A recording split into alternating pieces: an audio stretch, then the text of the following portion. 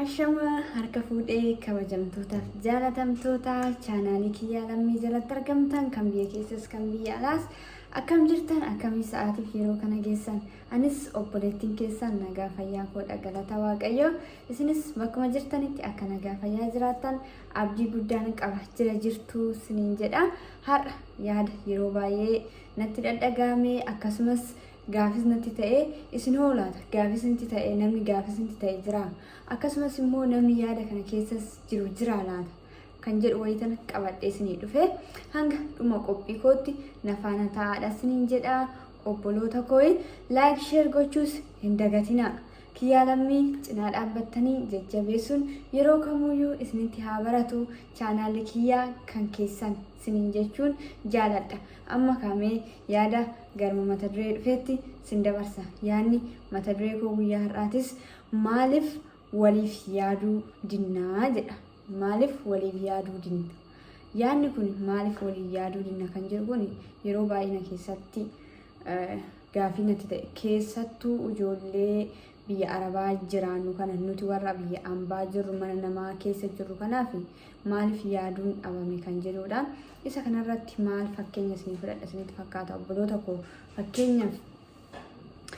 yeroo baay'ee jechuudha nuti warri mana namaa keessa jirru kuni waa baay'eetu nutti hanqata jechuudha dhugaa dubbachuudhaaf mirga keenya fi dirqama keenya osuma addaan baasnee beeknu garuu bukki mirgi keenya nu hin guunne baay'eetu jira isaan keessaa mee fakkeenyaaf jechuudha yeroo baay'ee jechuudha wantoota Itoophiyaa irraa asitti kan dhageenyu wantoota gurguddoo jechuudha tokko maatiin asii siif yaadan inni lammaffaa immoo maatiin biyyaa yookaan hawaasni biyyaa kan siif yaadne yoo ta'e ati hagam hedduu keessatti miidhamta kan jedhudha yaadni koo jechuudha fakkeenyaaf yeroo baay'ee kan gaafii natti ta'e kan natti dhaga'amu yeroo baay'ee faamilii namni kaakamuyyuu namni faamilii abin jiru yeroo baay'ee biyyaa baanii carraa yoo fidee namni wanti godhamu hin jiru amma biyya hambaa kana keessa kan jiraatan warroonni isaanii jalaa boqachuu danda'an jechuudha. Itoophiyaa taanii asitti abbaan osoo reeffisaa mana jiru yookiin haati isaa mana osoo jirtu ishiitti fidanii himanii yookaan isatti fidanii himan kun maalidhaaf ana gaafii natti ta'a meesin maalidhaaf nama kana fayyaduudhaaf immoo nama kana miidhuudhaaf kan jedhu dhugaa dubbachuuf yeroo baay'ee deddeebi'ee gaafii natti ta'a argaas jirra ija keenyanis argaa jirra dhagaas jirra jechuudha waa baay'ee balaa kanaan kan wal fakkaatu fakkeenyota hedduu kaasnee dubbachuu dandeenya kun immoo maaliif ta'a mee amma fakkeenyumaaf yoo kaasnu kaa fidanii itti mali mucayyoon kun mana namaa keessa jirti kaastee ol kaastee dubbachuutu inni ulfaataa ol kaastee akkamitti boochee baafatti kan bokkeetti bu'anii baafatan kan hin jirre kan namni garaatti matan takka kan hin jirre namni walii yaaduu dhabee abbaan kee akkana ta'e haati kee akkas taate jedhanii fidanii itti himu mee ishii miidhaa immoo ishii fayyadaa jiru kan jedhudha mee hundi keenya gaafii nutti haa ta'u akkasumas warroonni onlaayinii kanarrattis jechuudha ofumaafuu osuma wal beeknu osuma akka miidhamnu wal beeknu illee maaliif waliif daddabarsina maaliif walitti hiyyina maal ta'a yoo dhoksan kalaas abbaanis ta'u haadhas ta'u bakka isaan erga guyyaan isaanii ga'ee erga boqatanii asii mucaan kun wanti gootu hin jirtu biyya hambaa kana keessatti illee kan dhageessu yoo ta'e wanti ishii fuutu hin jirtu bakka hagama sammuu ofiitti dhabuutti kan deemamudha yoo ta'e malee wanti godhamu hin jiru jechuudha mucaan kun ooka galtee qabattu ooka galtee qabachuu dhabuu dandeessi akka haalli itti mijatu jechuudha mana namaa keessattuu warri mana namaa jiru haalli itti hin mijatu ni beekna kan ifa galaadha jechuudha kanaafuu maaliif waliif yaaduun dhabame akkuma arginetti maa yeroo baay'ee dubbatama jechuudha dhugaa dubbachuudhaaf baay'ee amma samoonuma kana jechuudha ana baay'ee natti dhagahame goddanyaatti takka jira jechuudha garana bira deemennaan baay'ee tokko natti jijjiiramte maal taate jennaan obboleettiin kiyya takka jette ji'a erga baddee gaafii natti ta'e gaafa akkas jedhanii kan itti mallee eenyudha obboleessuma ishiitti garuu isaan aga ji'a obsanii ishiin baddee dhabamuu ishiirraan turteerraan kan ka'e fidanii itti himan obboleessuma kan akkas jedhee sitti himu dursa ossaa turanii mucayyoo kun barbaadamtee hin argamne dhabamtee jirti. Fidanii ishiitti man ishiin kun asitti hin boochi mee maal fayyadere obboleessi kun maal ishii fayyade? Mucayyoo kun waaqayyo ishii gargaaree yoo isaanis argatan achumatti barbaadaa jiru. Yoo argamtes argamte yoo hin argamnes immoo haaluma jiruun itti deemanii haga guyyaa ishiin galtu sanitti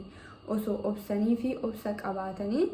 eeganii maal ta'a? Cinqii lama tokko mucayyoo osoo mucayyoon tunis asitti mucayyoo obboleettii kana garaan hagamnaame baay'ee tokko garaan ishii naanahamee baqa baay'ee tokko rabbi hanga duraanti irra jijjiiramte natti haasofte mucayyoon kun jechuudha. Anaayyuu deebisee gaafinas ta'e waan hin jedhu na be'anii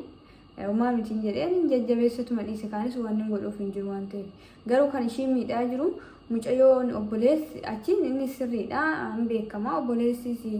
yoo obboleettiin achi jalaa baddes dhiphatanis haga dhiphatanii dhoksaa turanii ji'a erga ishiin baddee turte fidanii immoo ishii kanatti himanii ishiin kunis dhugaa baay'ee ulfaataadha. Hundumaafuu yoo wal qabsiisnee ilaallu gochoota akkanaa kana mee warri biyya keessatillee osoo wanta akkanaa kun akkuma beeknu irraa walii qoqqoonnee akka miidhaa namarraan gahu biyya hambaa keessa sanuu warri jiraannu akka miidhaa namarraan gahu osoo beeknu kana walii osoo qoqqoonne kan jedhudha. Yaanni kiyya guyyaa irraa qabadhee dhufe warroonnis as keessa jirtan obboloota koo akka miidhamnu kan beeknu akka miidhamnu osuma wal beeknu maaliif wal miina? Yeroo baay'ee wantoota biyya irratti ta'aa jiru maaliif waree waliif daddabarsina? Waan gaaris gaarummaadhaan yoo ta'e wanta immoo badaa nama miidhanii maaliif lafa ga'uu dida? Dhugaa yeroo baay'ee jechuudha wanti gaariin biyya keessatti hojjetamu nu bira hin ga'u dafee garuu wanti gaarii kan hin taane hoosuma nu bira ga'a. Maaliif akka ta'e hin beekan. Kun maaliif ta'a kan jedhudha. Yaandonni kiyya jechuudha guyyaa har'aa qabadhee dhufe mee isin hoo maal jettanii yaada kana koomantii jalatti naaf kaadha. Mee waan isin jettanis anillee yeroo baay'ee kan gaafii natti ta'e kanarraa yaada keessanirraa nan hubadha. Mee tokko keessaniin akkuma sagalee koo dhaggeeffatanii sheeris godhaa walii fi akkasumas immoo yaada keessanis naaf qooda anaafis koomantii jalatti isiniin jedha. Hundumaafuu obsa waliif qabaachuu fi akkasumas mee wal fayyaduuf adeemu. Kun dhugaa wal miidhuudhaaf malee wal fayyaduu miti yookaan abbuma kamiyyuu ta'e karaa hundumaanis ta'e wanta akkanaarraa osoo of qusanne ana wajjinuu osoo of qusanne warri biyya keessa jiran yookaan nama kana miidhuu isaa hin beekanii ta'uu danda'a. Osoo beekan hin ta'e yookaan himan ta'uu danda'a. Tokko garuu immoo osuma beeku osuma akka namni fakkeenyaaf ijoollee fa'aa galan faan osuma qormaata biyya hambaa kana keessa jiru osuma arganu deebisanii wanta akkanaa kana wanti gaariin biyya keessatti yoo nama hin qunnamne fidanii kan namatti himan yookaan ijoolluma galaffaa ta'uu danda'an jechuudha. Kun immoo maaliif akkana ta'a osuma beeknu maaliif wal miina kan jedhudha. Yaadni kiyya guyyaa har'aan qabadheen dhufe isiniin jedha obboloota koo kana fakkaata. Har'aaf sagantaa koo kanumaaniin goolabeen jira. Yaada keessan sinirraa hin barbaada. Turtiin keessan turtii gaarii isiniif yaa ta'u hanga guyyaa biraa mata duree biraatiin walitti deebinutti isiniin jedha. Fayyaa naa ta'aa. Horaa bulaa.